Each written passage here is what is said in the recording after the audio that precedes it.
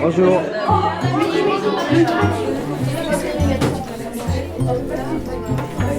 Quand il y a une caméra qui filme, le son il est...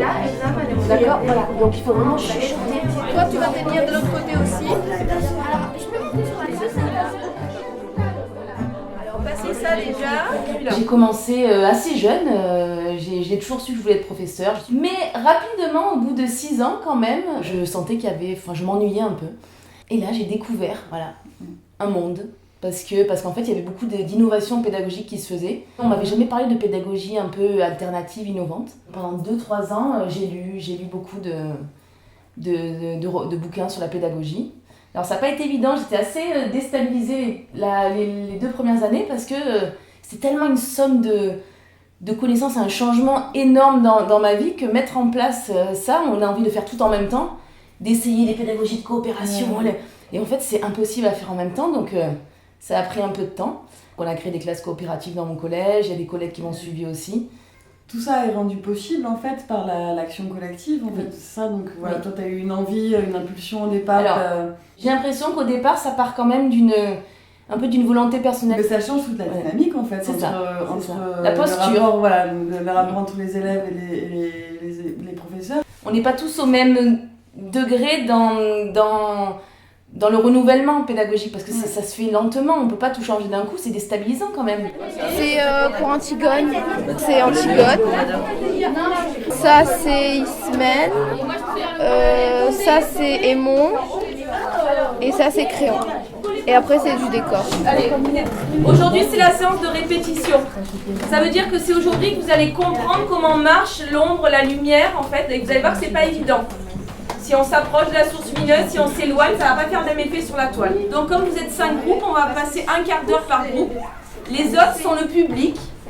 Alors après chaque étape, on vous demandera votre avis. Vous avez le droit de donner des conseils. Hein? Tu proposes des supports aux enfants dans cette dynamique de pédagogie un peu différenciée d'enseignement traditionnel, on va dire. Quel est l'intérêt pour toi d'utiliser des supports qui ne soient pas conventionnels ? Les grands penseurs, les gens qui m'ont marqué, donc c'est évidemment Freinet, Célestin Freinet, il y a Sylvain Connac avec les pédagogies coopératives, tout ce mouvement-là. Ce qui est intéressant, c'est qu'on se met à penser différemment, on fait beaucoup de pédagogie de projet. Il y a vraiment une dynamique où on crée avec les enfants, les choses se construisent collectivement. Ouais. Alors moi, je me pose la question du coup du choix du support du théâtre d'ombre. Alors c'est né d'une rencontre, parce que souvent les projets, ils partent de là, ils partent des fois des désirs des enfants, pourquoi pas, on essaie d'aller dans leur sens, mais souvent c'est aussi une rencontre que je fais avec un artiste, et ça donne du sens aux apprentissages forcément. Et puis le français pour ça c'est génial parce qu'on peut travailler avec toutes les matières. Les principes du théâtre d'ombre, vous avez compris, et aujourd'hui, je vais vous montrer une partie qui est importante. C'est la partie dans laquelle vous allez voir comment on doit manipuler en fonction de la source lumineuse. Vous vous souvenez quels sont les éléments indispensables pour faire du théâtre d'ombre ? Oui, toi ? Un écran. Oui. Une source lumineuse. Très important, sinon on ne peut rien faire. Une silhouette. La silhouette. L'ombre, elle peut grandir. L'ombre, elle peut se rétrécir. Après, je peux travailler avec ma main.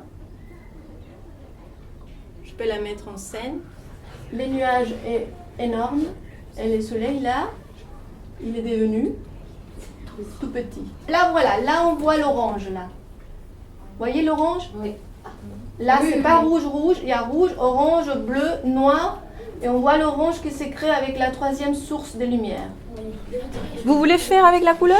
Oui. Oui. Tu pourrais éclairer la silhouette de la fenêtre en bleu et ça en rouge. Mais on n'aura pas des multiplications des silhouettes. On aura juste une ombre bleue, une ombre rouge. C'est ça que vous voulez faire ? Oui.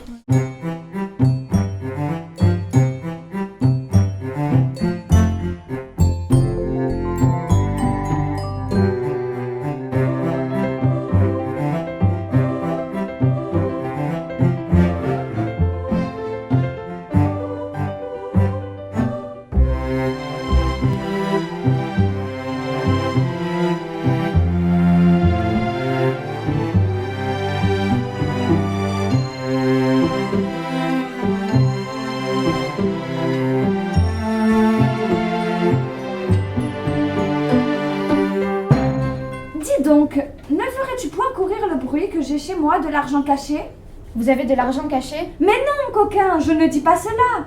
Donc la première étape du projet, ça a été de travailler sur les textes antiques. Après avoir étudié les textes antiques, on a travaillé sur les réécritures. Donc dans le but de faire comprendre qu'il y a des mythes qui sont intemporels, qui traversent comme ça les siècles. Antigone, voilà, ça a été réécrit par Anouilh.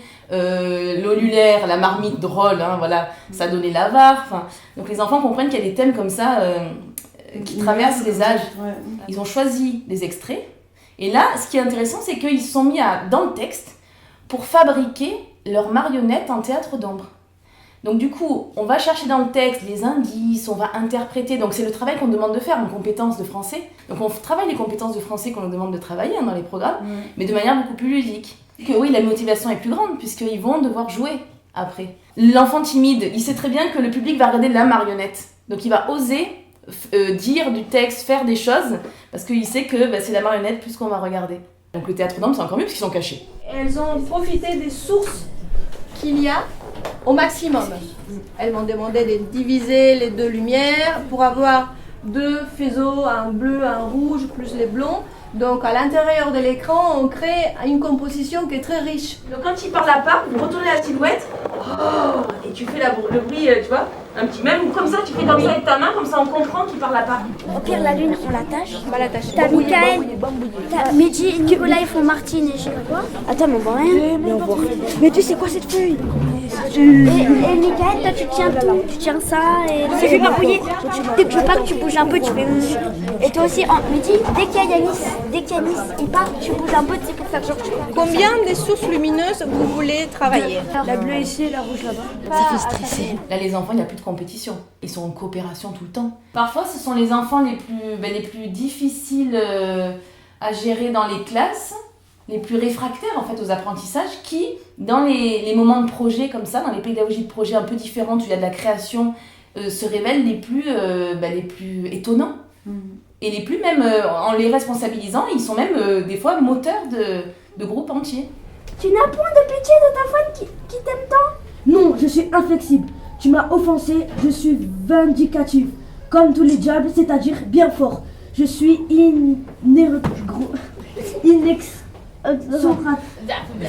inexorable. Je t'ai déjà dit 20 fois que je n'ouvrais pas la porte. Point. Adieu donc. Aïe, je suis morte. Elle est morte, couche-la.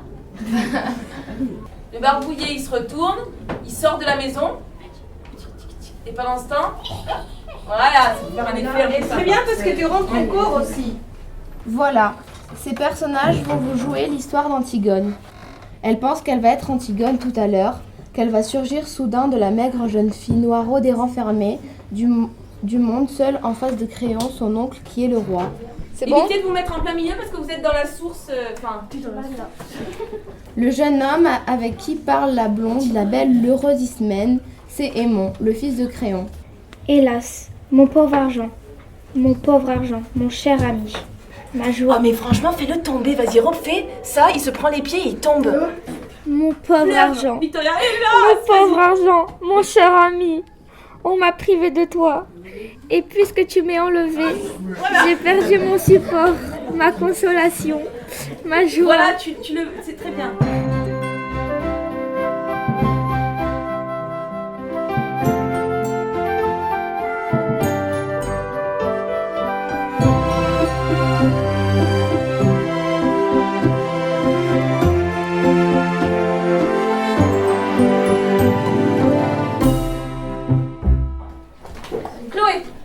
En fait c'était très bien, mais juste peut-être que Victoria elle aurait dû peut-être aller genre un peu quand elle lisait un peu plus précipitée et comme si elle se.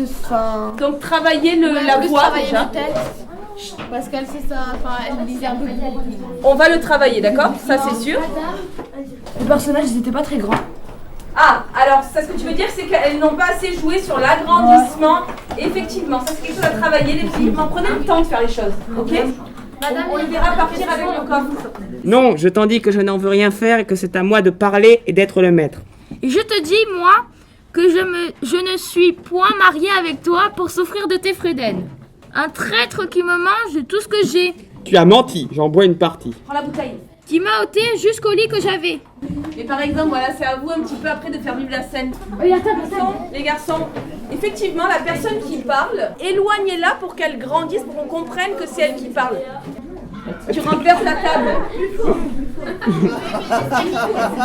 À chaque fois que j'ai mené un projet comme ça avec un intervenant, j'ai appris comment le réutiliser, le remettre. Je suis capable maintenant de faire du théâtre d'ombre, je suis capable de faire des marionnettes. Mais ça, je l'ai appris avec les intervenants qui sont venus. Et donc moi, je m'enrichis aussi, puis j'adore. Enfin, voilà. Après, je pense qu'on est obligé, pour mener des projets comme ça, il faut être un peu passionné et aimer ça. Je serais pas bonne en prof de foot.